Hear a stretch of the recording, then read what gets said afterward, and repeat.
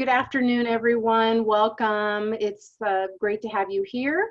We are so pleased to welcome our guest speaker this afternoon on our webinar, Kathleen Snyder. Kathleen is the California representative of Livingworks Education USA, as well as a consultant and trainer with an emphasis on suicide prevention, intervention, and postvention needs. So this is a 1-hour webinar. And if you would like to submit questions or chat with me while the webinar is going on, just make sure you do have your chat box open. And if you go to the bottom of your screen, a little menu will pop up. Just click on chat and that will open up the chat window. And I will be posting things there. Ask your questions whenever you like. We'll have an open Q&A session at the end for about 15 or 20 minutes. So welcome everyone, and Marilyn, take it away. Thank you, Susan. She is our technical person. She gets everything set up for us, so all I have to do is click a button. So I want to welcome all of you to our monthly Friends for Survival webinar, which we started these in January, and we're just delighted that you are willing to join us today. We endeavor to find speakers that will be of interest to our readership of Friends for Survival newsletters and or anybody who might find us online. So I'm delighted to have Kathleen Snyder. Kathleen and I have known each other for, I think, 30 some years at least. I met her very early on after her husband died by suicide. So she has had an interesting career. And I want Kathleen to share a little bit about her own experience, but also how her life has evolved in these last 30 some years since I first met her. So Kathleen, tell us a little bit about your story, your husband's death, and your family and so on. Thank you, Marilyn. Yeah, we have known each other quite a while, and lots of adventures through all of this. So thank you for this opportunity. I appreciate it. I think all of us who are on this call webinar, none of us, this isn't what we wanted to have as part of our life script. And yet here it is. And so having to figure out, what do we do with this? I was in many ways born into suicide in that my grandfather took his life in 1949. When I was 12 or 13, in 1969, my mother attempted suicide. And all I could think of was, what about us? She was a single mom, 5 kids, and I was the oldest of the 5 kids. And I didn't know what I didn't know, but all I could remember was, what about us? Waking up with paramedics in the house and just really devastated. It was right before the end of school. I think I was in 7th or 8th grade. And I went from doing very well in school to not doing so well. And then that summer, we all ended up moving. Mom stayed in the house, and we all got sent to different family members' homes, which was very unnerving, especially at that phase of life. So then you continue going forward, 1984, Mother's Day 1984. My husband had been missing for a couple of weeks. And 9 o'clock at night on Mother's Day, I had a knock on the door, and law enforcement showed up and asked if they could come in. And they came to tell me that they had found Jim's body. And I was 27 years old. We had a 3-year-old son. And what do you do with that? How do you process that? And I can't say that I did it well or did it right. And I don't know that there is a right or any of it. But I called my mom, who lived a couple hours away. I called my sister, who lived close by. And the officer asked if I wanted him to go and tell my mother-in-law. And I went, no, I don't want you to go to her house at 9:30 or 10 o'clock at night and tell her. So I called my brother-in-law and said, can you meet me at Joe's house? And at 10 o'clock that night, I told my mother-in-law that her 4th-born child was dead. She had lost her 1st-born child on Christmas Day to a car accident a few years earlier, and now lost Jim on Mother's Day. So for a while, we didn't want to have any holidays because of this. The next morning, I told our son that Daddy was not coming home. So it began a journey, and I can't say that I remember a whole lot other than I was pacing. I didn't know what to do with all my energy. I didn't know what do you do? I was 27 years old and a widow, and that didn't seem like it fit. And how do I explain things to my son? How do I explain it to myself? What this word and what does this mean? Because suicide didn't seem like it fit, and yet here it was. And that was a couple of days after they found Jim's body. When they performed the autopsy, that's when they came back and they said, it appears that he has died from a self-inflicted gunshot wound or suicide. So it was quite traumatic. One, I lost him, and then I lost the image of who I thought he was, who I thought we were. I don't know if that makes sense, because it's one thing you grieve the loss of the person, and then you have this added layer that our lack of understanding around suicide or just death, we don't do it very well. So that began a journey. It was a couple of years later, about 2.5 years later, that there was an ad in the newspaper for volunteers for Sacramento Suicide Prevention for their Speakers Bureau on their crisis line. And I checked in with a couple of friends and I said, do you think I could do it? And they said, yeah. Do you think I'm crazy? And they said, yeah. I began volunteering on the crisis line, and I went in because I thought maybe I could help other people. I didn't want Jim's life or his death to be in vain. He lived, and some people didn't want to talk about him because, you know, they just didn't know how to talk about somebody who had died. So let me interrupt you a little bit. Please. You know, one of the things is, tell us a little bit about who Jim was. Jim, I always think it's really interesting that we get to know the person that died, because how they died is not the sum total of their life. They were a person, a functioning person before. He was married to you, you had a child. So I think it's always interesting that we kind of get to know the person that died. no, And I love that. Jim was my best friend. He was my neighbor. I met him actually through my work. And then I met him because he lived next door to me, because he moved in with a neighbor next door. And he was my best friend. I don't know if you remember some of the scary movies of the 70s, and they came out, and I'd go home. What was the one with her head spins around and she spits out green, and whatever the movie was, where the person was possessed, I couldn't watch it at the theater with a girlfriend. And so I came home and I went and knocked on his door and said, I'm so scared. And anyway, I cried myself to sleep just with him holding me and talking to me and letting me know it was going to be okay.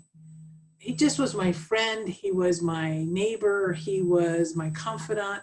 He had a very wicked sense of humor, which was wonderful. He was infinitely patient with me, which was wonderful. And he was just a good guy. At that time, I had no idea about depression or mental health. I think I can look back now and go, oh yeah, he was clinically depressed. He grew up without a dad. I grew up without a dad. So we didn't even understand how some of that impacted how we were, how we thought roles needed to be. He was a good guy. He was a really good guy and had the most brilliant, beautiful smile, and loved our son.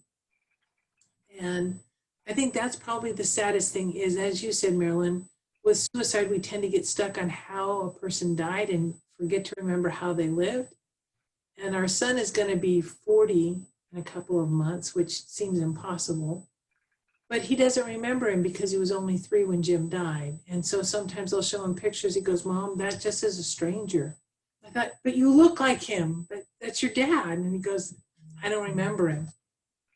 So I think that's the hard thing, because now we have grandbabies. And just a couple of days ago, it would have been Jim's 64th birthday.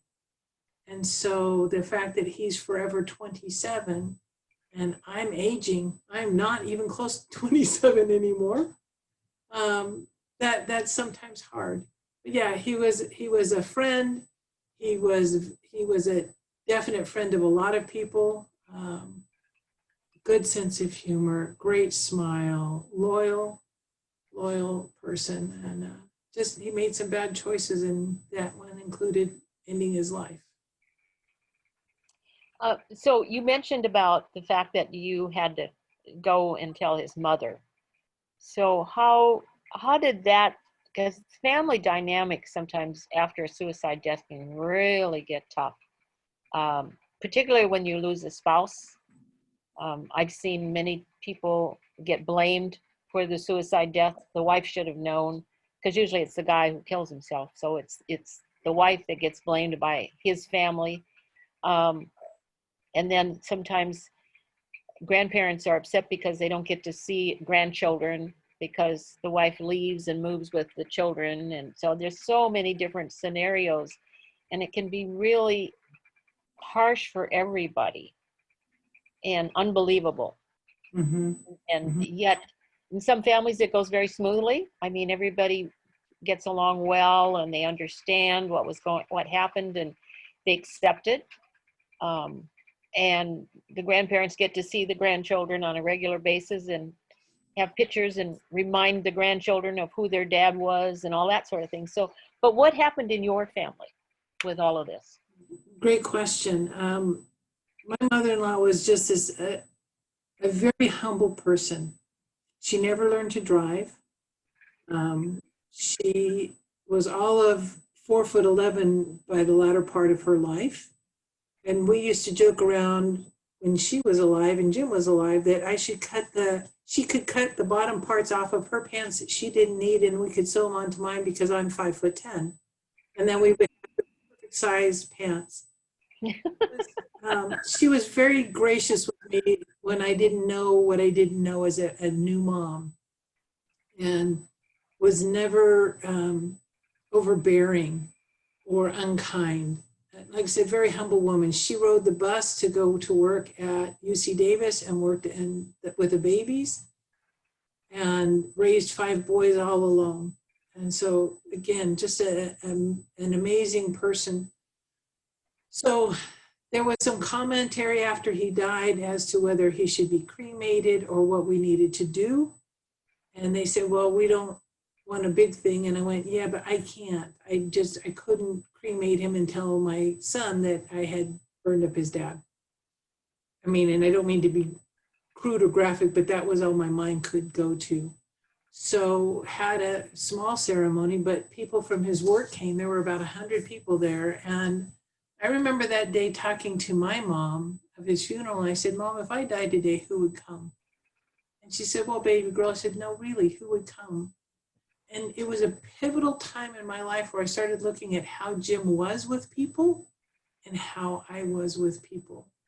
And I began quite a road of transformation to be more thoughtful, more mindful of how I engaged people, because I was really about being right instead of being in relationship with people.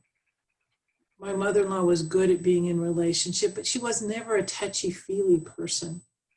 When Jim died, though, I made sure my son, Jason, got to know who his grandmother was, and we were around and enjoyed time with her until she passed.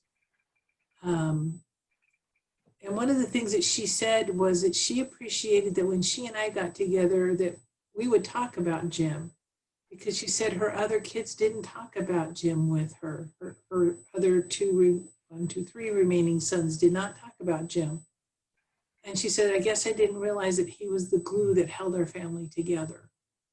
And so I think it was real important for my son to be able to grow up with his cousins and to know both sides of the family, because my side of the family is rather bonkers, and for him to understand the other side of the family. So he knew more of his heritage, where he came from, where he got different facets of who he was or why he was, or different ways of being. So she was really quite gracious, was actively involved in our family, was not overbearing in any way.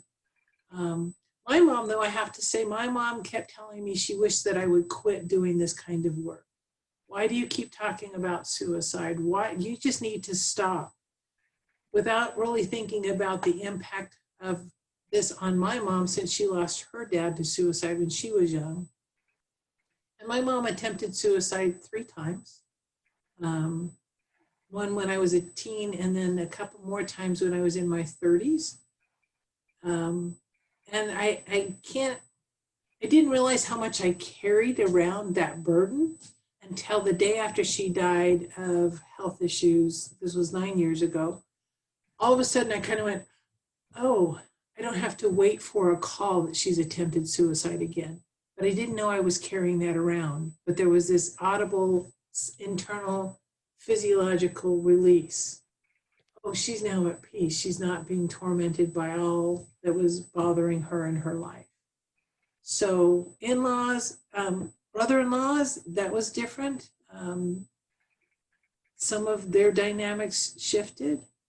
My family, because Jim was who he was, my family was great and supportive. Things that people said that were not helpful and things that people said that were helpful. You know, people said, oh, well, you're strong, you can handle it. Or, oh, you're young, you can get married again.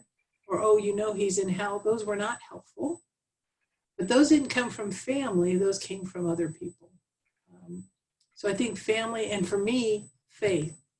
The night before he was found, I was reading in the Bible, and it talked about don't worry about tomorrow because today has enough troubles of its own, and the Sermon on the Mount. And little did I know what the next 24 hours would hold for me.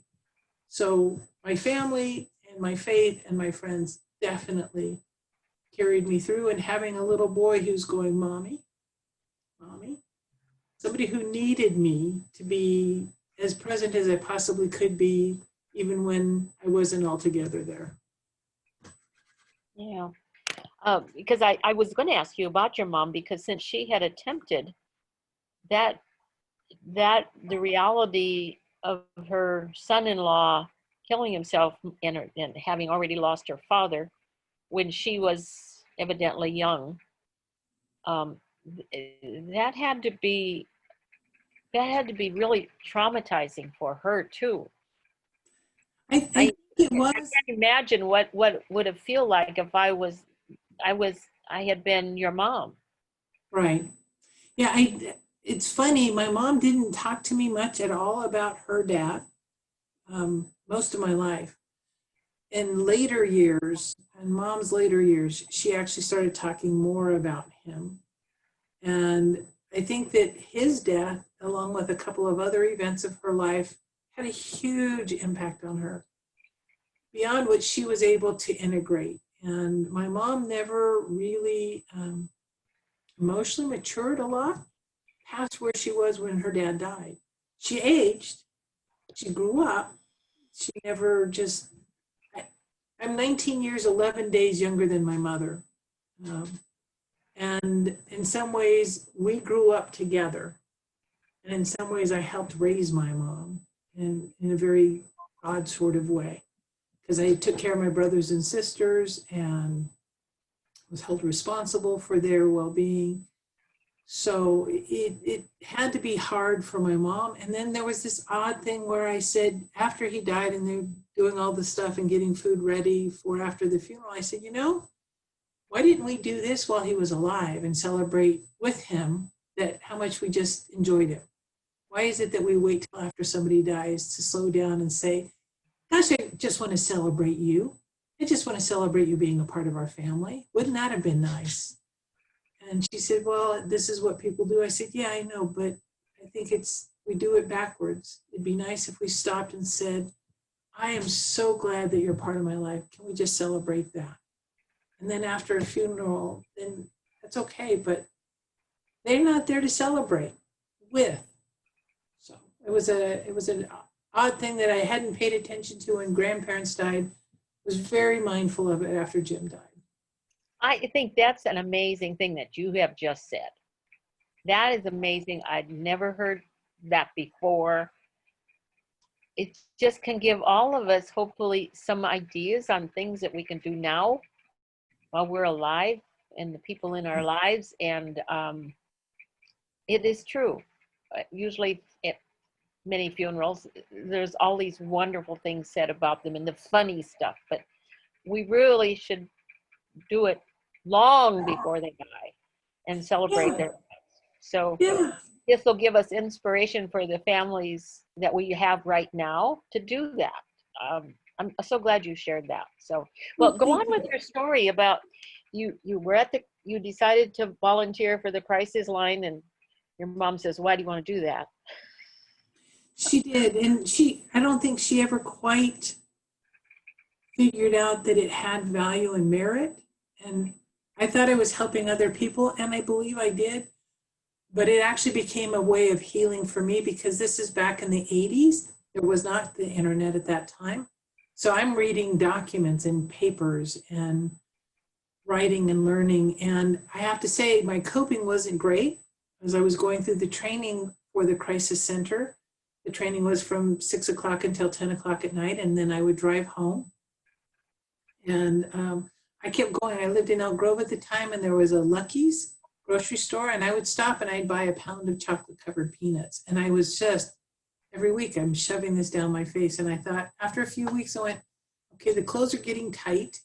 And what are you stuffing beside your face? And that's when I remembered about my mom's suicide attempt. I'd forgotten about her suicide attempt. Then it came forward as far as my grandfather's death by suicide. And then I went, oh, this is a family legacy, and I want to change this.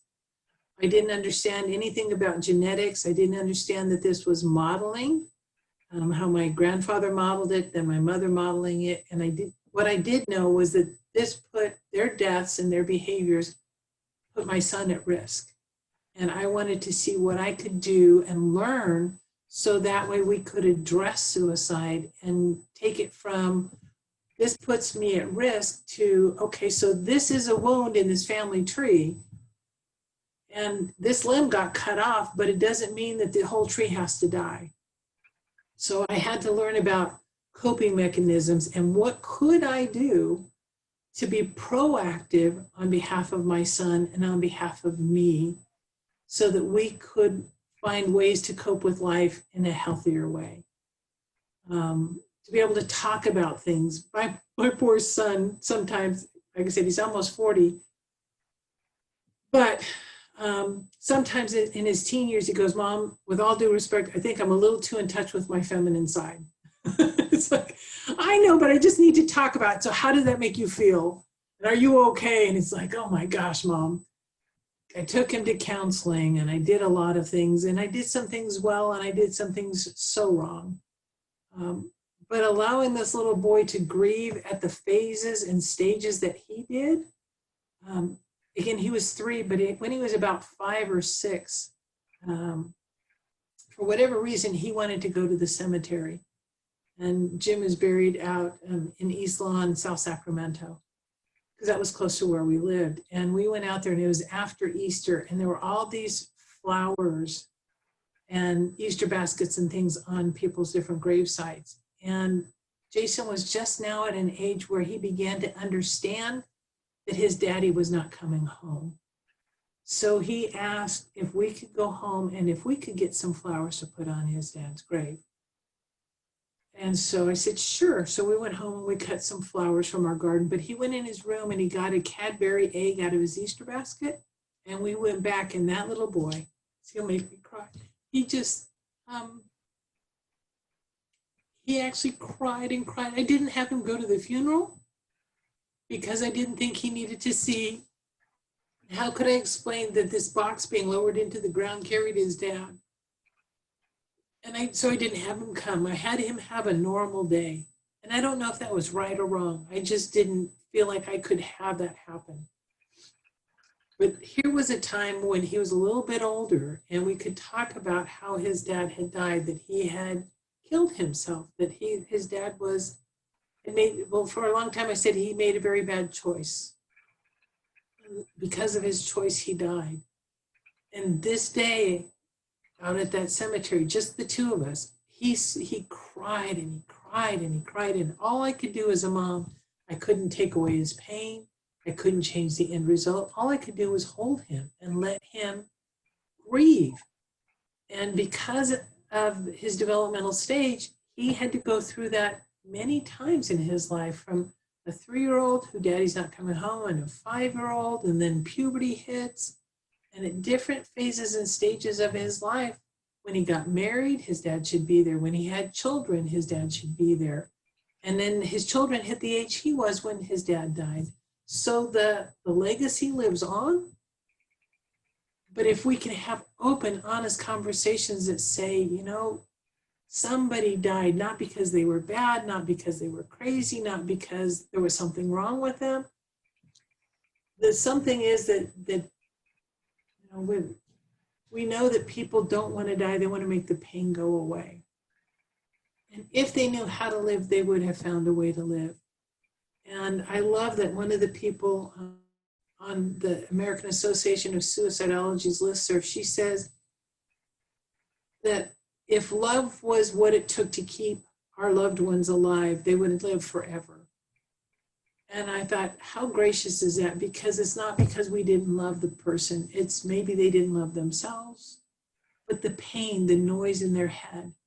And for us to be able to, I guess, have compassion, care, respect that that person was so desperate in that moment that they felt that this was the only way.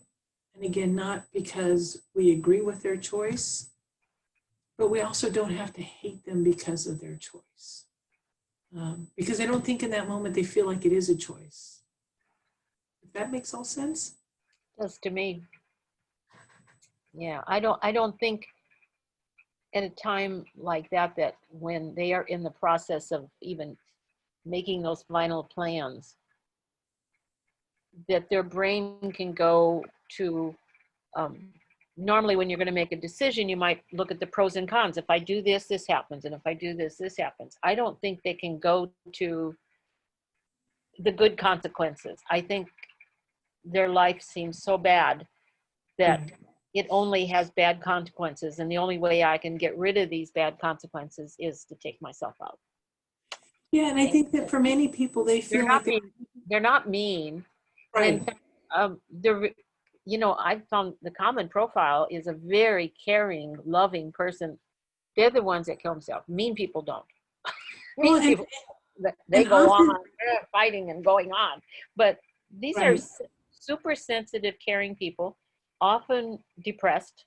I think that's pretty common, different layers of depression. And from when you share about your family, from many, many stories that I've heard, I think there's very much of a genetic predisposition to the depression. It isn't that, it's not a predisposition to suicide, but to depression and struggling.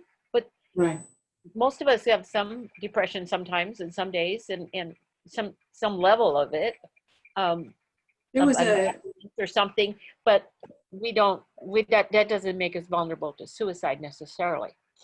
There was I spoke in Amador County several years ago, probably 20 some odd years ago, for suicide. We spent a whole week going to schools in a community, and there was a young man who's dressed all in black and in the goth stuff. And we were talking about the difference between depressed and depression. And he said, depressed is when you go to the cookie jar and there are no more cookies. I said, so then what's depression? He said, depression is no matter how many cookies you put in the jar, it doesn't get any better. And I think that's better than the DSM when it comes to diagnosis and depression. I had talked to my mother-in-law about Jim, the little bit that I knew about depression, and I didn't know much. I mean, we're talking about the late 70s and early 80s. And she said, no, I think he's hypoglycemic. Okay. I can look back now and go, no, he was actually clinically depressed. But this is hindsight. We can all look back and go, oh man, I wish I'd known then what I know now. And like you said, it's not that the person's bad. And what we know is that a lot of the people feel like they're a burden to their family. They're a burden to the world, and they don't want to burden the people that they care about. So they end their life. Ed Steinman, one of the pioneers in suicidology, coined a term called psych ache. That psychological turmoil and unbearable pain that somebody goes through.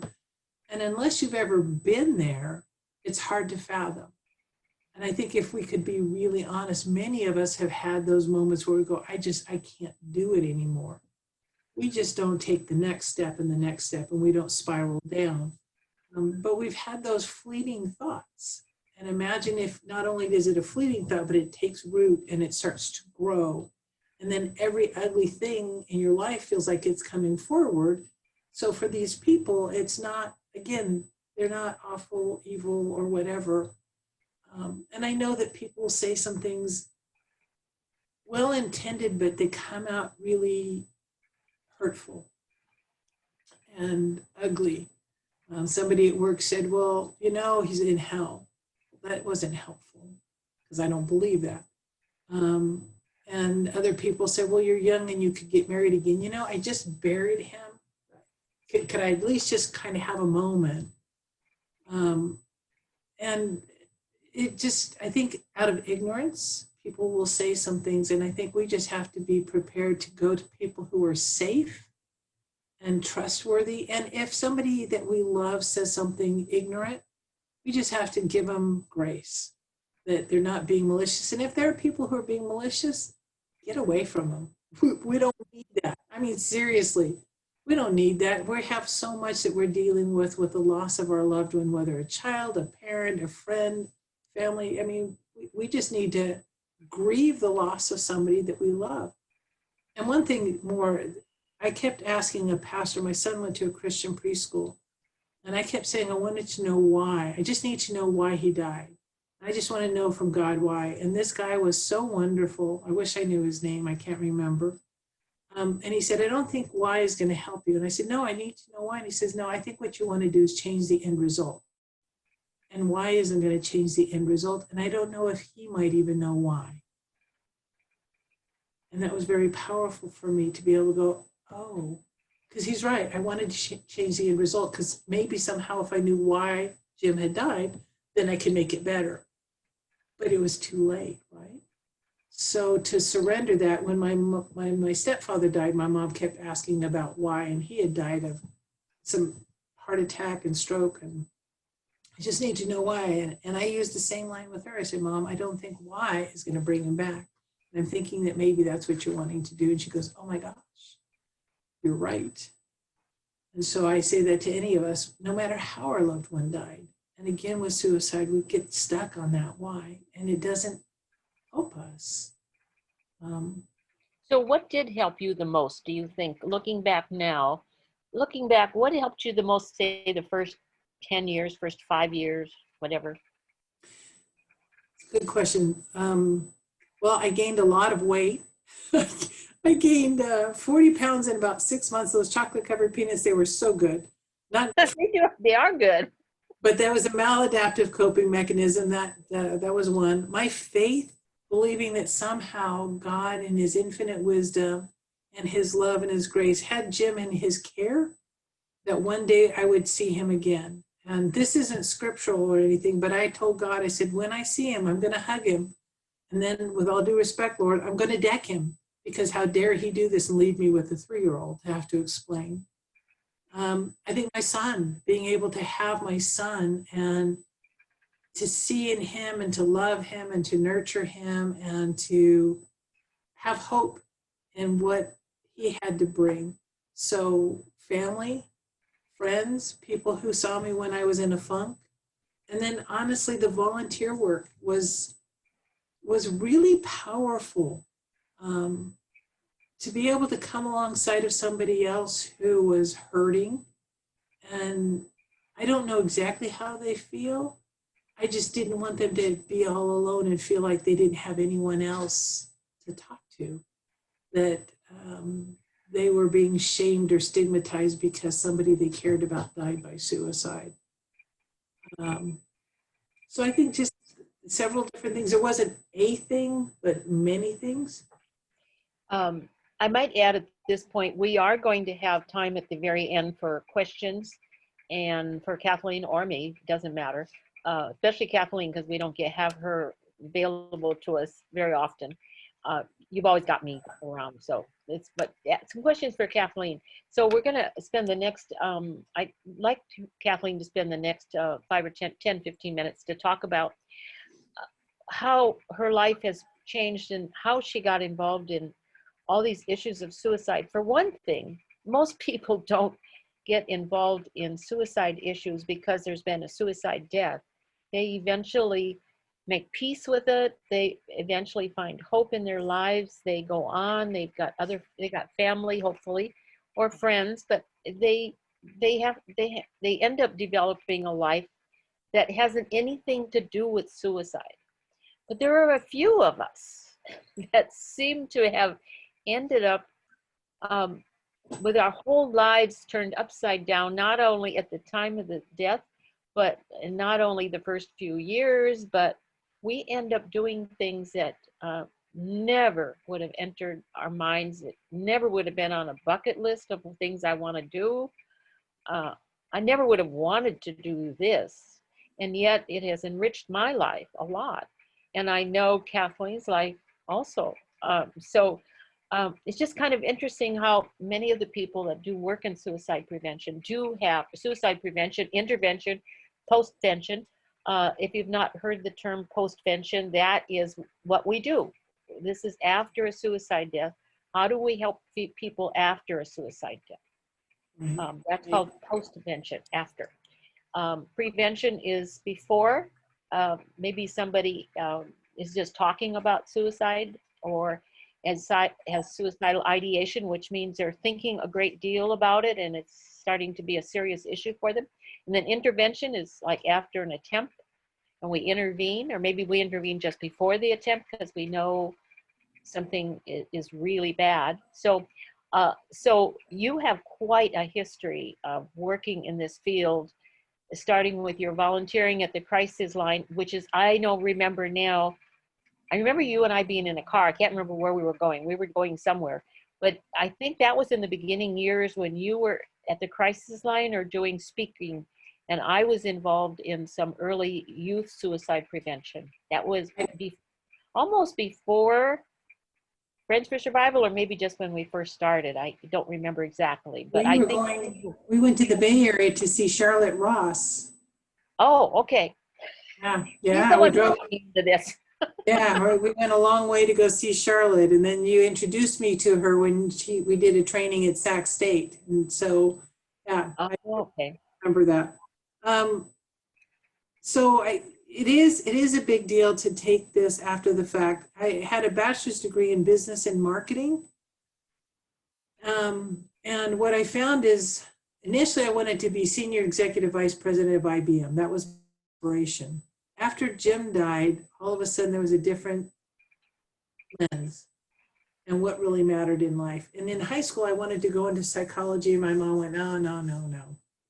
So I did business.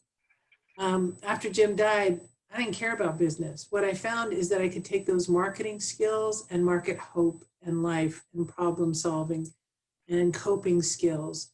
So rather than the handy dandy knife by Ronco, I could market coping.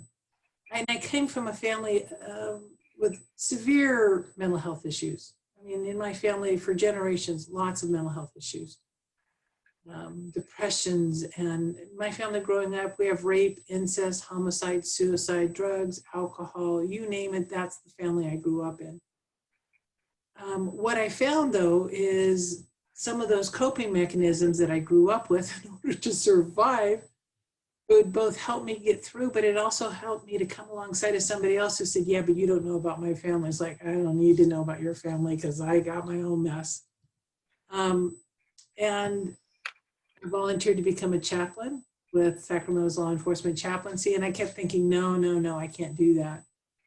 And I sat in the back of their room when Mark O'Sullivan was a senior chaplain during their orientation. He said, just sit in here and watch. And I said, okay. Just tears streaming down my face. And I thought, okay, I went through all of this awful stuff in my years of growing up so I could come alongside of somebody else who was going through all of this awful stuff in this moment in time. And it was quite an honor and a privilege to be able to do and to serve that way. I think to be able to do the work and talking to people about hope, like I said, my faith is a big deal. Coming alongside of people, there's a in Corinthians where it talked about that you come alongside of other people in the way that someone has come alongside of you and you help them. So I was able to do that. I think to have conversations in colleges, I've talked to a lot of classes, I've done it in communities, I think is to take the dirty S word and quit making it so dirty. I mean, we worry about the 4-letter S word and, oh, you can't say that, but I think we actually have more stigma around suicide, that S word.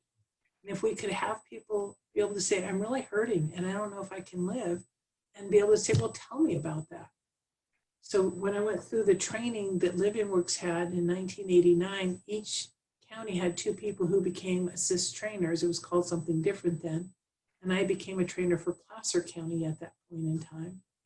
And that training just changed so much. The richness, the depth, all that Livingworks is and had done helped me to be able to have tabletop conversations, just like we're talking now, but with groups of people, so that we could talk about a subject that few people want to talk about and make it accessible, that you don't have to be a clinician. You could be a human being and goes, I don't know how to talk about it. Well, then say that. I don't know how to talk about it, but I don't want you to die. So maybe we can figure it out together. Tell us what assist training stands for and what it actually includes. Applied suicide intervention skills training. It teaches you how to go through and recognize when somebody's talking about some things or behaving in a way that makes you wondering what's going on. How to ask the question about suicide. And then from there to be able to have them tell you their story about suicide, listen for all the parts about death, listen for the parts about life, and then help them come up with a plan for safety. So rather than dying or living, which are like 180-degree opposite, what if we could keep you safer right now while we figure out what to do next? And it's awesome. I mean, in Sacramento, I'm all throughout California, there are trainers in various areas. And right now with COVID, we also have another program called START. And that's an online skills-based training. And if people want to email me, I can get you a START. So you can go through it online. It's about 90 minutes, where assist is 2 days. And it would allow you to be able to, again, recognize somebody with thoughts of suicide and ask the question.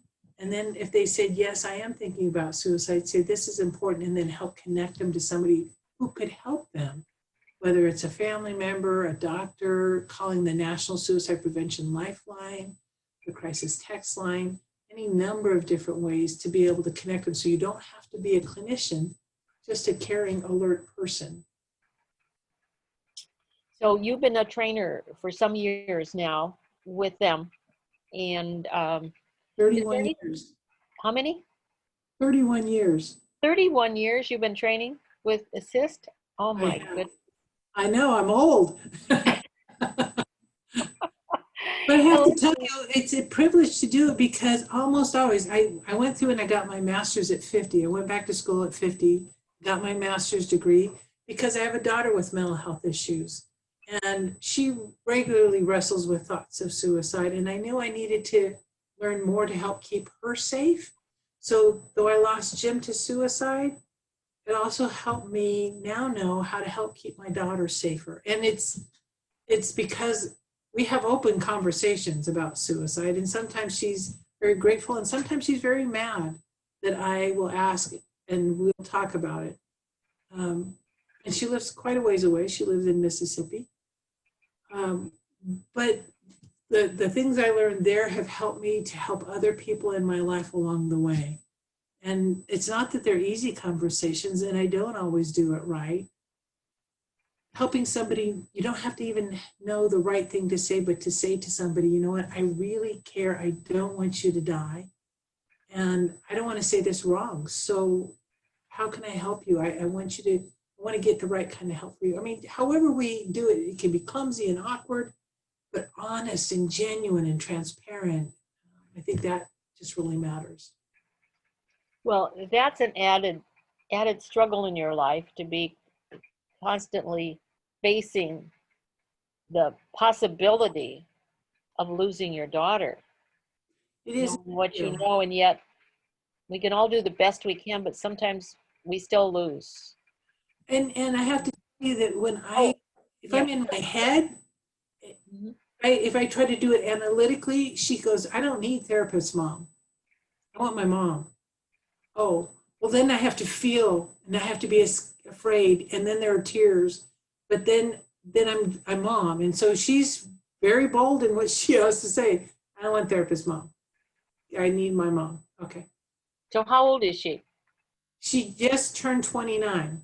29. Oh my goodness. Hard to Yeah. believe. Oh my goodness. She's a beautiful, amazing young woman. And I have to say to anyone out there, if it's you or someone in your family who wrestles with mental health issues, do tell them that they are some of the most courageous people out there, because the noise in their head and the whatever it is that's helping or hurting them, and the way that sometimes society treats them, what's wrong with you, or whatever the language is, I think that we just need to really champion these people and let them know how courageous every day, if a part of you feels like it needs to die and they get up and they live, how brave they are. And Absolutely. I think that is so valuable. So Susan is monitoring questions. So do we have some questions Yes. that we have? People Yes. have asked? So Amy asks, Kathleen, if you're open to sharing, she asks how your loss made you interact in future relationships differently. And the second part of the question is, what are often the biggest issues that come up in postvention for people? great questions, Amy. So I'll be very, very honest. I sucked in relationships after the fact. I think I was so wounded and felt so rejected that I was dateless and desperate. And some men who were friends of mine thought that they wanted to comfort me in ways that really were comfort for them and not for me. That it really wasn't safe or kind or caring. I made really bad choices and actually ended up getting married 20 years ago. Very bad choice. And am single because I did not want to compound that very bad choice by staying. I tried for a decade and then I went, I don't want to do this anymore. So I worked really hard on myself, really looking at who I am, how I am, why I am, what am I doing that's helpful, what am I doing that's destructive? And I can look back on all that stuff from the past. I'd love to have a healthy, non-toxic relationship. But that said, if and my picker is broken. it's just broken. So I'd rather be healthy and in a non-toxic relationship with my pets, if that's what needs to be, if I can't do it in a dating relationship. It did make a difference for me, though, I think a lot when I notice and I sense that somebody's in crisis. And a therapist that I worked with a lot of therapists who were fabulous. And the ones that weren't didn't stick around. Who could help me heal the woundedness of my childhood and help me heal the woundedness from Jim's death and my mother's behavior and so forth.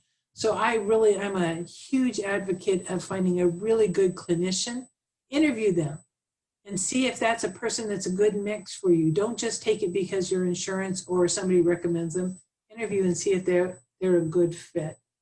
And postvention, I think the biggest thing with postvention is how we handle it becomes prevention. It's a circle, it's not a linear process. So postvention can be after there's been a suicide attempt, after there's been a death, either one of them. It's post meaning after the event.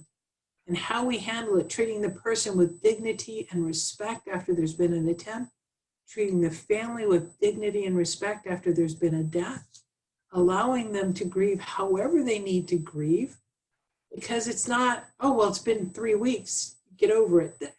Tell me, how long is grief? It's like, how long is a string? It's different for every person. And there'll be those different anniversaries that come up that will remind you and that will hit. I couldn't figure out 6 years ago why I was having all this grief. Well, it's because our son got married. Oh, and then when my grandkids were born, it's like, oh, you should be here. It took me a moment to connect the dots and go, this is why it's bubbled back up again and is very present. So I think postvention, and there's a wonderful workbook that's been put out by the Dougy Center, DOUGY, called After a Suicide Death. And it's a workbook for kids. Really, really wonderful workbook. for adults, because it says, how did you hear about it? What did people say or do that was helpful or not helpful? But then it gets to a spot where it says, so tell me about how they live. Like Marilyn said, what was your favorite ice cream? What was your favorite kind of music? What did you like to do together? So that you can remember and celebrate, gosh, they were a neat person, or gosh, they did this, or when they did this, it frustrated the heck out of me, because that's okay too. That was part of who that person was. Yeah. So some other questions that Yes, Lori asked that, Kathleen, you mentioned going to heaven and hugging Jim and then decking him. How did you deal with the anger? That's a good question. I think that I spent so much time pouring my heart out to a counselor and processing a lot of loss that I'd had early in my life that I didn't know that I didn't know. A lot of hurt and woundedness. So I had a counselor. My mom wanted me to go see a counselor, and I saw this guy for a few times. And then finally I realized I was counseling him and I was paying him $75 an hour. And this is 30 some odd years ago. I'm like, this is stupid. So I waited and I found a different therapist who was awesome and who would hold me accountable, because I can be kind of squirrely, and who would actually call me back into, well, wait, we were talking about this. You've gone over here. Let's come back over here. It's like, oh yeah, but I like over here. This is more fun. This is hers. So a counselor therapist helped me. Working in my yard, something about digging in dirt, planting plants, doing that helps me out a lot. Getting physical, those things helped me. And again, my faith really was a big deal. Because I just railed on God. There were times and another thing, it was almost, and this is Kathleen's interpretation, like God going, are you done yet? No. Let me tell you this, and just pounding on his chest, kind of like a child where they throw a temper tantrum and pounding on their chest. And in my view, God is such a loving Father that he can handle me throwing my temper tantrum and go, and I still love you. Oh, okay, because I hurt and I was sad and I was scared and I was confused, and he could handle that. Not a lot of people can handle it if we do that at this age. It might be something when they're 2. It's a different thing when you're 102 like me. Or maybe I just feel that today. Not today. We're a lot younger than that. Yeah. Okay. Okay. Some other questions, Susan? I don't have any other questions. I did just post everybody. We have about 10 minutes left. So if you have any last minute questions, please ask them now. So right now I don't have any questions waiting in the queue. How about you, Susan? Do you have any questions? Me? No, a lot of things that Kathleen said resonated with me. I really appreciate that. The things that you've said, it's all thought provoking. I really like the part where you talked about celebrating your person while they're here. And, in the very first weekend in February, my mother turned 80, and we had a huge, big family get together, and everybody came from all over, and people we hadn't seen, in a few years, all, some of her friends. And she didn't want to have a birthday party, but she turned 80. So my brother and I, we pushed it. I'm so glad we did, because since then, of course, no gatherings. And we already lost a member of our family not through COVID, but just through another illness. But, so I really liked that. I really appreciated that. And I do have a question. Amy asks, what do you think are the most important needs for a suicide loss survivor to have met? What do you think are the most important needs for a loss survivor to have met? Well, I think if you're asking what are the most important needs, if there are milestones, I don't know what the milestones would be, but if it's a need, I think that they're unique. I think to grieve the loss of somebody who died. Just if it had been a car accident, how would you grieve? If it had been cancer, how would you grieve? Give yourself the same permission to grieve if they died by suicide. And then if you can mourn the loss of somebody that you love, and then if you want to learn more about suicide and how complex it is, if we could figure it out, man, we could get the numbers dropping. There's so much being done, and unfortunately the numbers are climbing like crazy. They're higher than they've been in 50 years. There is hope and there is help available. But what I think, when I go to the store and I want to get my shoe is a size 10 to an 11. My guess is that's way bigger than other people's shoe. So, and then my sisters were a 12, so they have bigger feet.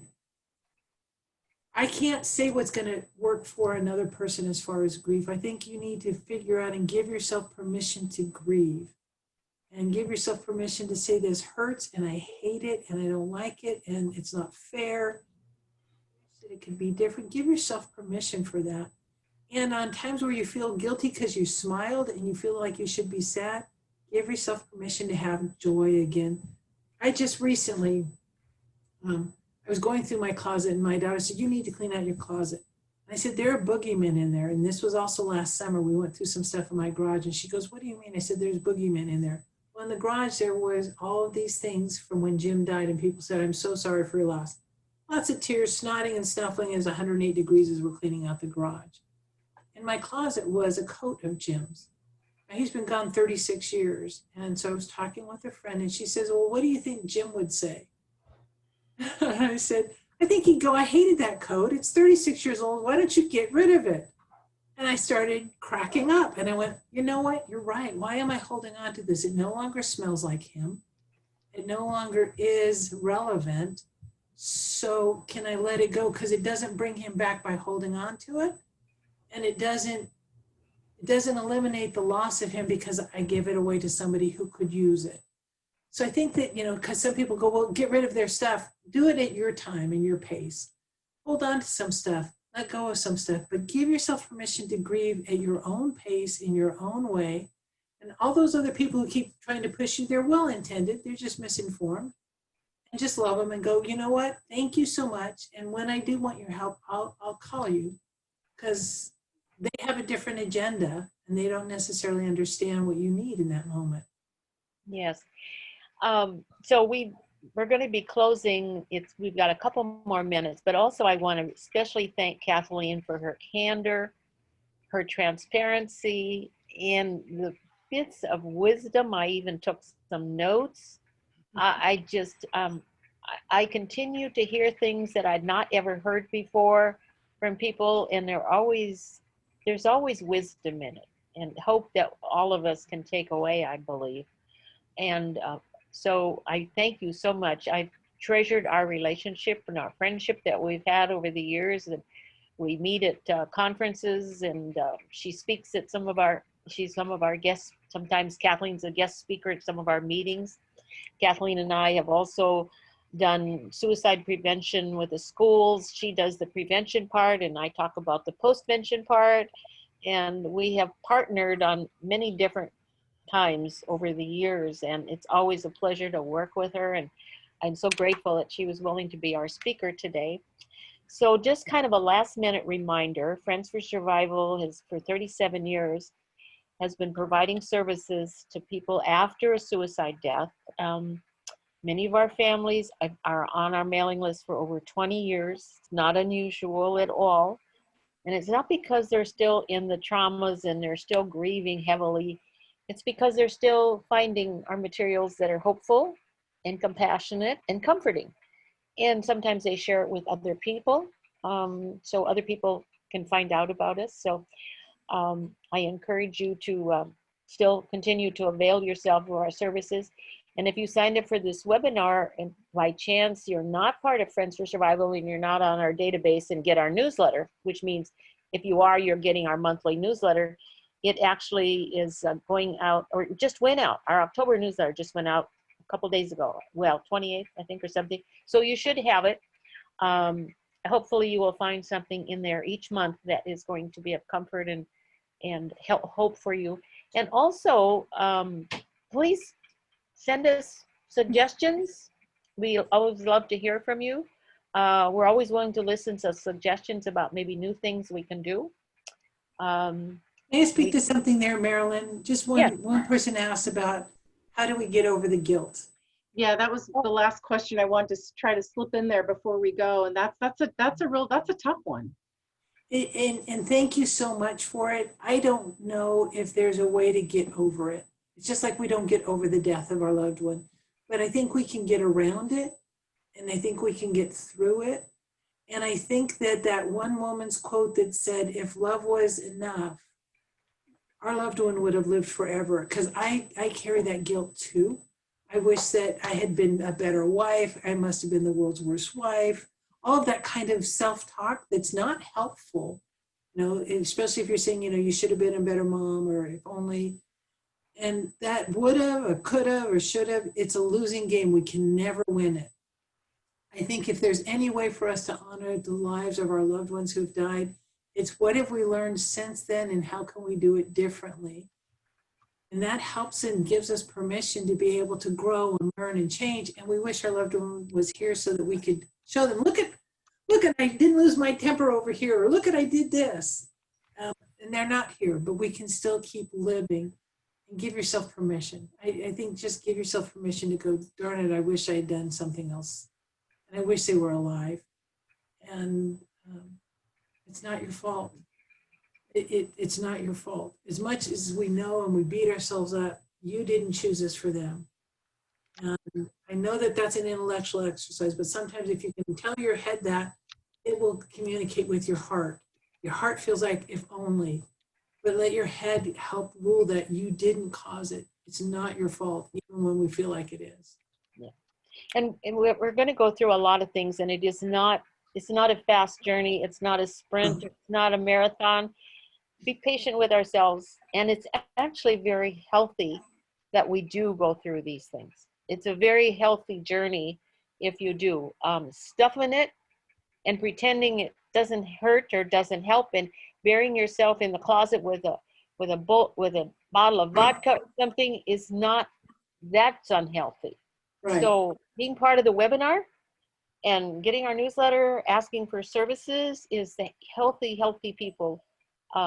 You're what they call the walking wounded. We're still walking. We may be wounded, but we're still walking. So. And anyway, there's hope. There is hope, and there's lots of help, and you don't have to do it alone. Yeah. So it is just 4:02, so we want to say thank you so much, and we continue to check out our website for information about future webinars. Our virtual support meetings are also listed on our website, and we will continue doing what we do for as long as there are survivors, which is forever. So we're planning on doing this forever, not personally, but the organization is going to be here. And we are just so cherish our good friends like Kathleen that are always willing to share and be so transparent and so honest about the reality of what we go through. So thank you so much, and we'll look forward to seeing you at our next webinar. Check out our website. Thank you. Bye.